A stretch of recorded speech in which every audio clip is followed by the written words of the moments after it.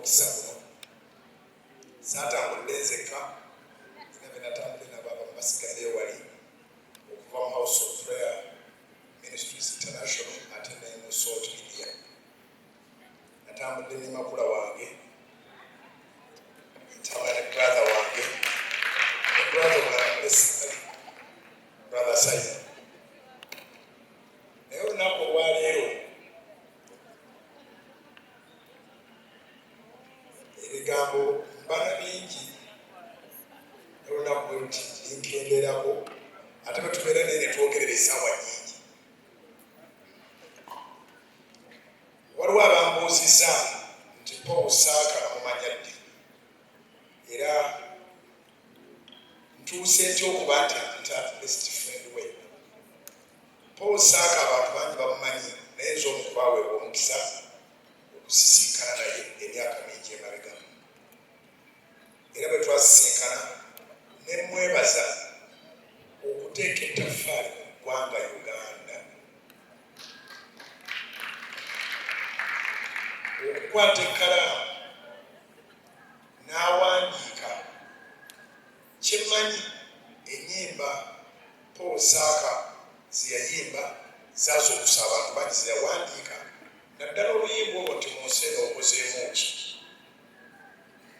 Oluyimba lwa Ssaabasajja Kabaka ne maama n'Abagereka. Sirowooza nti waliwo aliwandiika oluyimba ne luvuganya n'oluyimba olwo.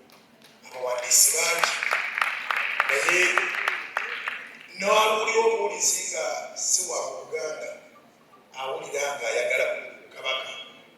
Weebale okukolera Obwakabaka, okukolera eggwanga, ye patriotism. Naye n'ekisinga okunfuula besitiibwa Paul Saaka takwatibwa Yesu nsonyi.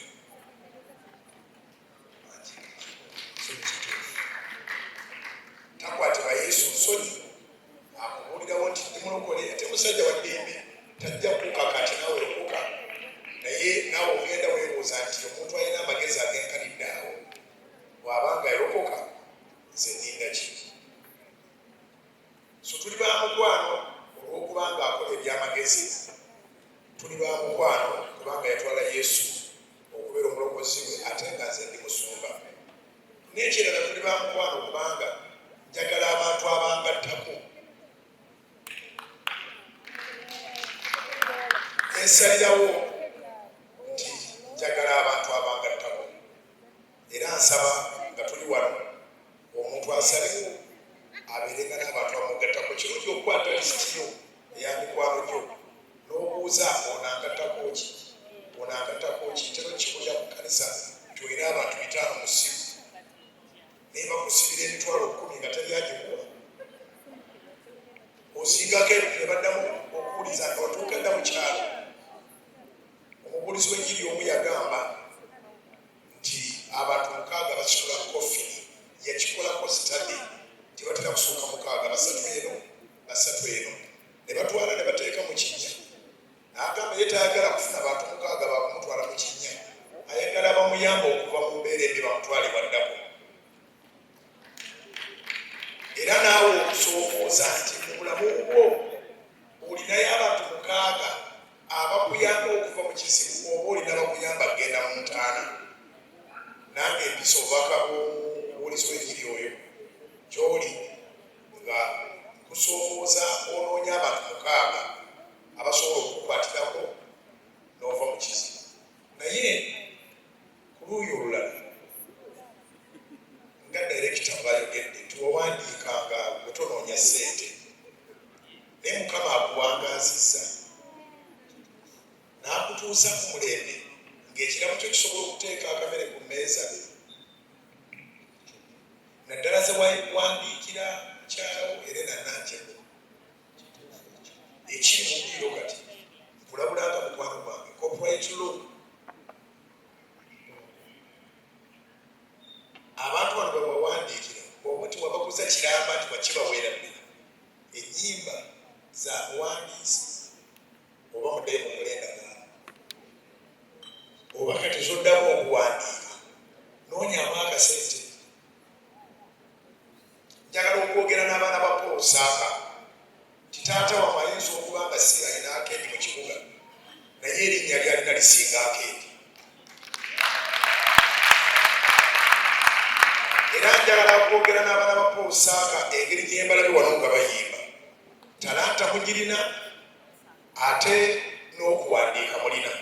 Mu kitabo kya Lubereberye essula ya 47 mulimu omusajja kabaka bamuyita Falaawo, ne mubaamu n'omusajja bamuyita Yusufu, yali katikkiro wa kabaka.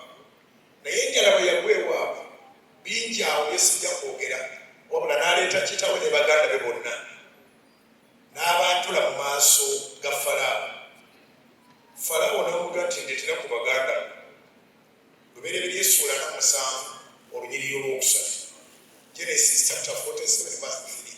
Bwe bayimirira mu maaso ge n'ababuuza ekibuuzo kye njagala twebuuze naye nga talipo akituuseeko. N'ababuuza nti emirimu gyammwe ki? Nabo ne bamweyambirira ne bamugamba nti kabaka, emirimu gyaffe tuli balunzi, ffe ne bajjajja baffe. Mu Uganda twenyumiririza nnyo mu kuba n'emirimu n'ettaayi ne tuzisiba naye nga si gyaffe. Mu Uganda twenyumiririza nnyo mu kusoma diguli ne tuzikoonola paka kuba profesa lwofa ekyamanyi kye tusobola kukola ku kyapapulazo. Naye Saaka abaana bo bwe bababuuza nti kati omulimu gwammwe ki? Kuwandiika nnyimba na kuyimba. Weebale kulwa abaana mulimu gwa famire. Abaana temusuula kigambo ekyo, si famire nnyingi nnyo ezisobola okwanukula nti omulimu gwaffe gwe guno. So abazungu bano nga tebanaba tusomesa nnyo, buli famire yayinanga omulimu. Era mu bwakabaka bwa Buganda buli kika kirina omulimu gwakyo. Omulimu ogwo gwakoleranga obwakabaka naye ate bwe gwateekanga emmere ku mmeeza. Naye kati obuuza abantu nti omulimu gwammwe ki? Nala tukyakunoonya. Babaza okusoma bakyakola ki? Bakyakunoonya. Abaali abakomazi tebamanyi nti bakomazi, abaali abalere tebakyamanyi nti balere. Mpaayo emirimu emirala egyalimu. Abaali abaweesi nga famire ng'ekika tebakyaweesa. Abalala baki abatakyabiriko bangi. Buganda yali organized nga buli kika kirina assignment, naye nga assignment eyo eteeka emmere ku mmeeza. Nga nfundikira ebigambo byange nsaba okubuuza nti omulimu gwo ki? Bwe buli gwe bakuteerako omusaala ku mwezi oba bw'ovaawo omukyala wo n'abaana balina we batandikira. Ate kati muzzeemu ne ku puletiyo nti oligestalinga kigambibwa ne bw'ononya ku simu yo nti omugenzi Michael Jackson olwa copyright amabanja gonna ge yaleka gasasuddwa, famire y'essente ziryawo zivuluuja buvuluuja kubanga yabalekera omulimu ng'ate guli registered. Tusoomoozewo okuba n'omulimu nga Saaka. Nsaba Katonda akuwangaaze. Emyaka 33 kyali kirowoozo kirungi era nga mukwano gwajja ne tunyumya n'osaba okubeerawo obw'omu ku bagenyi ab'enkizo ne nkugamba tukijaguze, naye nga kyokugamba nti twandikoze 25 oba twandikoze 5 oba 75, naye kati kankusabe tuteeketeeke 5, tuteeketeeke 75 n'ekikumi Mukama Katonda batusaasire. Ssaabasajja Kabaka awangaale. Mukama Katonda omusibe.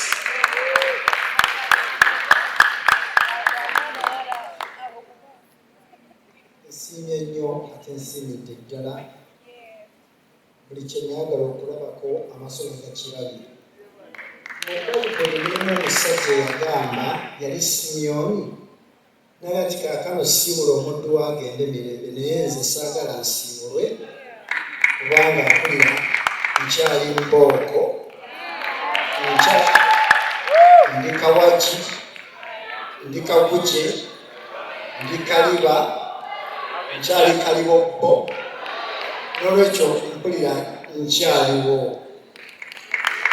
Neyanzege abantu abangi bwe mutyo okukuŋŋaana nga si kukunkungubagira ng'ate nze sibiri namu, kinsanyusizza nnyo omukwano gwe mumpadde mwebale nnyo. Buddo SS neyanziza nnyo neyanzeege. Mr. Lawrence Muwonge onkuumye emyaka 24. Nze nga nakatandika okukola emirimu nabulanga obuzi kiro we nanyiiganga nga bukya ku makya nga napakidde essaati n'empale mu kaveera ne ŋŋenda. Buddo SS essomero erinkuumye nga sitadde essaati n'empale mu kaveera kugenda. Wateeka okubawo ekyalo ekira administrative sinyiigangako na Mr. Muwonge naye ngeno neŋŋamba oba ndi mulungi nnyo naye eki kitegeeza naye muntu ogumiikiriza nnyo okuba nti takisi abanga ku busungu bwe myaka 24 oba kikola atya nebaza Katonda obadde era oli mukozesa mulungi. Kanti bwogereko abantu omanyi okukola emirimu n'abantu n'obawangaaza emyaka mingi Mukama akuwenye omukisa. Musumba nga temunaddayo kampita abantu bwe tukoze ekintu kino. Maama wange naye nga mwita muwala wange kuba mu myaka okumuzaala simulabamu Sukulu Galo Diana ne Josias Teketwe abalala nabo tukoze nabo naye kampite bano bakiikirire abalala. Mbasaba mujje wano abantu abalabeko n'omusumba abalabeko nga tannaddayo.